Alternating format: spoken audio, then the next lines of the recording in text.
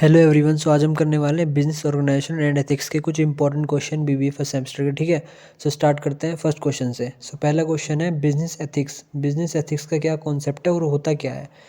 Business ethics क्या होता है कि ये कुछ प्रिंसिपल, कुछ वैल्यूज़ होते हैं जो जो गाइड करते हैं किसी के इंडिविजुअल बिहेवियर को जो बिजनेस में काम करते हैं।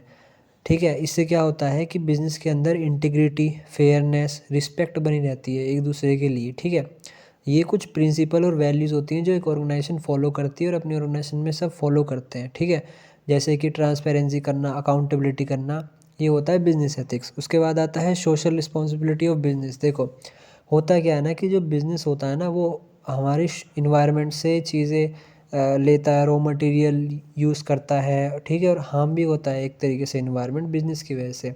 तो बिजनेस क्या करता है, कुछ सोशल रिस्पॉन्सिबिलिटी करता है अपनी तरफ से, ताकि सोसाइटी को फ़ायदा हो, सोसाइटी के लिए बेनिफिट हो। ठीक है, अपने कुछ प्रॉफिट्स होते हैं, उनका कुछ अमाउंट वो सोशल रिस्पॉन्सिबिलिटी के लिए यूज़ करता है, जिससे इकोनॉमिक वो होती है रिस्पॉन्सिबिलिटी की, प्रॉफिट जनरेट करना, जॉब जनरेट करना। और लीगल रिस्पॉन्सिबिलिटी होती है जैसे कि आपका लॉज, रूल्स, रेगुलेशंस को फॉलो करना। और भी होती है रिस्पॉन्सिबिलिटी जो एक ऑर्गेनाइजेशन को फॉलो करनी पड़ती है। अब इसके बेनिफिट्स क्या होते हैं? देखो, ये उस पर्टिकुलर कंपनी की या उस ब्रांड की रेपुटेशन बनाने में हेल्प करता है। ठीक है, जो कस्टमर लॉयल्टी होती है वो इंक्रीज़ होती है और बेटर टैलेंट को अट्रैक्ट कर पाते हैं। लोग भी उस कंपनी में जाना चाहते हैं जो कंपनी सोशली काम भी करती है, अपने प्रॉफिट्स भी जनरेट करती है, अपने शेयर होल्डर्स का सबका ध्यान रखती है, अपने एम्प्लॉयज़ का ध्यान रखती है। सो ये कुछ रिस्पॉन्सिबिलिटी होती हैं ऑर्गेनाइजेशन की। जैसे कि हमारे जो है रतन टाटा जी थे, वो क्या करते थे, उनकी जो कंपनी है टाटा ग्रुप है, वो क्या करता था, वो सोशल रिस्पॉन्सिबिलिटी बहुत करते थे, चैरिटी बहुत करते थे। ठीक है, उसके बाद आता है forms of business organization. Business organization कितने टाइप्स के होते हैं? जैसे कि सोल प्रोप्राइटरशिप होती है, पार्टनरशिप होती है, जॉइंट स्टॉक कंपनी होती है, कोऑपरेटिव्स होते हैं। सोल प्रोप्राइटरी में सारा काम एक अकेला बंदा संभालता है। पार्टनरशिप में दो और दो से ज़्यादा लोग मिलकर काम करते हैं, प्रॉफिट, रिस्पॉन्सिबिलिटी सब शेयर करते हैं। ठीक है, सो ये सब कुछ फॉर्म्स ऑफ बिजनेस ऑर्गेनाइजेशन है, ये आप और अच्छे से डिटेल में पढ़ लेना। और हाँ, चैनल को अभी तक सब्सक्राइब नहीं करा तो कर देना, वीडियो को लाइक कर देना। कोई भी डाउट हो या कुछ भी पूछना हो तो कमेंट करके ज़रूर बता देना। वीडियो को शेयर भी कर देना अपने दोस्तों के साथ जो पेपर देने वाले हैं ये। उसके बाद आता है work ethics and benefits of managing ethics. देखो, एथिक्स में बता चुका हूँ, कुछ नॉर्म्स, प्रिंसिपल, वैल्यूज़ होती हैं कंपनी की। अब ये क्या होते हैं कि कंपनी इनको फॉलो करती है कि हाँ, हमारी ये एथिक्स है, हम लोगों के साथ वो नहीं करेंगे, डिस्क्रिमिनेशन नहीं करेंगे, फेयरनेस रखेंगे, ट्रांसपेरेंसी रखेंगे। उनके कुछ एथिक्स हैं, कुछ प्रिंसिपल्स हैं। अब इसके बेनिफिट्स क्या होते हैं?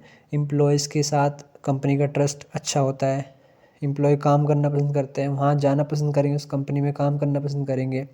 इससे क्या होता है, वर्क प्लेस में लड़ाई झगड़े कम होते हैं, जिससे कि लीगल रिस्क भी कम हो जाता है। और एम्प्लॉयज़ की लॉयल्टी, मोराल भी बहुत ज़्यादा इंक्रीज़ हो जाता है। कोई भी एम्प्लॉय जो है वो कंपनी ऐसे छोड़ के जाएगा नहीं जल्दी से। ठीक है, सो ये होते हैं कुछ बेनिफिट्स ऑफ मैनेजिंग एथिक्स, जब आप अपनी इन्वायरमेंट में अच्छे एथिक्स वैल्यूज़ को मेंटेन करके रखते हो। नेक्स्ट है प्रमोशन। प्रमोशन क्या होता है? देखो, प्रमोशन जनरली जब हम अपने ब्रांड के बारे में सबको बताते हैं, हमारे प्रोडक्ट्स क्या हैं, हम क्या सर्विसेज देते हैं, जिससे क्या होता है, हमारी बूस्ट जो है वो इंक्रीज़ हो जाती है, सेल्स इंक्रीज़ हो जाती है। जनरली बूस्ट, सेल्स को बूस्ट मिल जाता है एक तरीके से। सो ये होता है प्रमोशन। प्रमोशन के कुछ बेनिफिट्स होते हैं, कुछ स्टेजेस होते हैं, पढ़ लेना बेनिफिट। जैसे कि सेल्स बढ़ जाती है, हमारा जो वो है रेवेन्यू बढ़ जाता है, बिल्ड ब्रांड लॉयल्टी, ब्रांड की लॉयल्टी बढ़ जाती है, ये सब। बाकी ये पार्टनरशिप, जॉइंट स्टॉक में पहले ही बता चुका हूँ, आप थोड़ा सा और डिटेल में इसको पढ़ लेना। ठीक है, अब बढ़ते हैं क्वेश्चन नंबर 6 की तरफ, features of business unit. So business unit के क्या फ़ीचर होते हैं, एक बिज़नेस के क्या फ़ीचर होंगे? इसमें कैपिटल इन्वेस्टमेंट होगा। ठीक है, क्लियर ऑब्जेक्टिव होगा, उनका क्या गोल है, क्या अचीव करना चाहते हैं। लीगल एंटिटी होगा, प्रॉफिट ओरिएंटेशन होगा। भाई, कोई बिज़नेस क्यों स्टैब्लिश करा गया है? प्रॉफिट के लिए करा गया है। हाँ, वो नॉन प्रॉफिट ऑर्गेनाइजेशन है, वो बात अलग है, बट एक बिज़नेस का जो ऑब्जेक्टिव होता है वो क्या होता है? At the and profit generate करना ही होता है। ठीक है, उसके बाद आता है definition and objective of business organisation. Organisation के डेफिनेशन क्या है एक तरीके से? A structure entity engage in commercial, industrial और professional activity. So business organisation एक ऐसी एंटिटी होती है जो कमर्शियल में इन्वॉल्व होती है, इंडस्ट्रियल में इन्वॉल्व होती है, गुड्स को जनरेट करना, प्रॉफिट को जनरेट करना, इन सब में इन्वॉल्व होती है।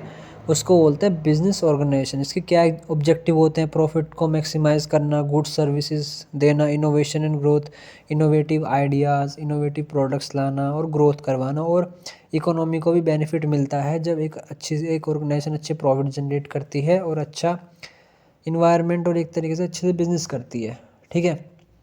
उसके बाद आता है कैरेक्टरिस्टिक्स ऑफ अ कंपनी। एक कंपनी के कैरेक्टरिस्टिक्स क्या होते हैं?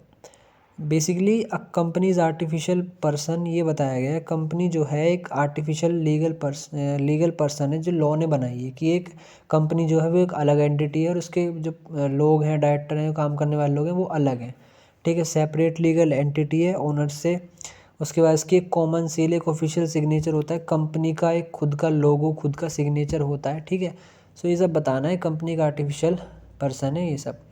उसके बाद आता है Gandhian philosophy of business ethics. So इस फिलॉसफी के अंदर क्या बताया गया है कि हमें ऑर्गेनाइजेशन के अंदर ट्रूथ, नॉन वायलेंस, ट्रस्टीशिप, ये सब देखना चाहिए, ये सब एथिक्स फॉलो करनी चाहिए, ताकि ये जो फिलॉसफी है जनरली फोकस करती है मोराल पे, एथिकल रिस्पॉन्सिबिलिटीज़ पे, प्रॉफिट मेकिंग से ज़्यादा इन सब पे ध्यान दिया जाता है। अगर ये एक ऑर्गेनाइजेशन के अंदर अच्छे होंगे तो ओवरऑल जो ऑर्गेनाइजेशन है वो अच्छी होगी, वहाँ ट्रूथ होगा, नॉन वायलेंस होगा, कोई वो नहीं होंगे, मतलब लड़ाई झगड़े नहीं होंगे और सब एक दूसरे पे ट्रस्ट दिखाएंगे, ऑर्गेनाइजेशन एम्प्लॉय पे और एम्प्लॉय ऑर्गेनाइजेशन पे, ठीक है। नेक्स्ट है relationship between ethics and corporate excellence. इसके ऊपर एक पूरी लंबी वीडियो बन सकती है, लेकिन अभी के लिए मैं ब्रीफली बताता हूँ। बेसिकली होता क्या है, जो हमारे एथिक्स होते हैं वो ऑर्गेनाइजेशन के अंदर, जैसे हमारे घर के अंदर कुछ सिखाए जाते हैं, संस्कार सिखाए जाते हैं, मैनर सिखाए जाते हैं, कुछ वैल्यूज़, कुछ प्रिंसिपल्स होते हैं, ऐसे ही एक ऑर्गेनाइजेशन के अंदर होते हैं एथिक्स। मैं बार बार बता चुका हूँ ये चीज़ें, प्रिंसिपल वैल्यूज़ जो होती हैं। सो एथिक्स क्या करता है? एथिक्स ऑर्गेनाइजेशन के अंदर एक अच्छा कल्चर, एक अच्छा वर्किंग इन्वायरमेंट मेंटेन करने में हेल्प करता है। वहीं कॉर्पोरेट एक्सीलेंस जो है वो एक कंपनी की रेपुटेशन बढ़ाती है, प्रॉफिट्स बढ़ाती है, गुडविल बढ़ाती है। सो ये होता है एथिक्स, तो वहाँ पर वर्किंग इन्वायरमेंट जो है उसको अच्छा बनाती है, और कॉर्पोरेट एक्सीलेंस ओवरऑल जो ऑर्गेनाइजेशन है, जो बिज़नेस है, उसकी ग्रोथ करने में हेल्प करती है। अब नेक्स्ट आता है determinants of establishing a new business unit. अब एक नई बिजनेस यूनिट इस्टेब्लिश करने के लिए क्या क्या फैक्टर होते हैं, जैसे कि लीगल रिक्वायरमेंट क्या है, लोकेशन, इंफ्रास्ट्रक्चर कहाँ पर है, कैसा वर्क फोर्स चाहिए, फाइनेंशियल रिसोर्सेज कैसे हैं, मार्केट में डिमांड किस चीज़ की है, जो आप करना चाह रहे हो, प्रोड्यूस करना चाह रहे हो, मैन्युफैक्चर करना चाह रहे हो, जो सर्विस आप प्रोवाइड करना चाहते हो, उसकी मार्केट में डिमांड कितनी है, ठीक है। सो आज की वीडियो में बस इतना ही। चैनल को सब्सक्राइब कर देना, वीडियो को लाइक कर देना और कमेंट करके बताना कोई डाउट हो तो। मिलते हैं अगली वीडियो में। Thank you, bye.